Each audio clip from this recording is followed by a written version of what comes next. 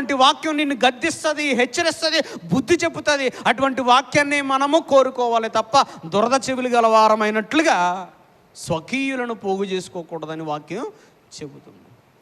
వీళ్ళేంటంట, వాక్యమందు సంతోషం లేదటండి. వీళ్ళకి వాక్యం అంటే సంతోషమే లేదంట.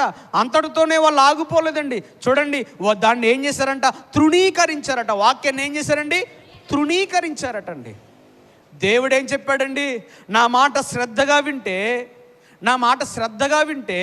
ఏమండి, మీరు నాకు స్వకీయ సాంపత్యమవుదురు అన్నాడండి. మీరు నా మాట వింటే పరిశుద్ధమైనటువంటి జనాంగం అవుతారు నాకు అన్నారండి. మీరు నా మాట వింటే యాజక రూపమైన రాజ్యముగా మీరు మారిపోతారు అని అన్నాడండి దేవుడు. మీరు నా మాట వింటే నీ శత్రువుకి నేను శత్రువుని అయిపోతాను అన్నాడండి దేవుడు.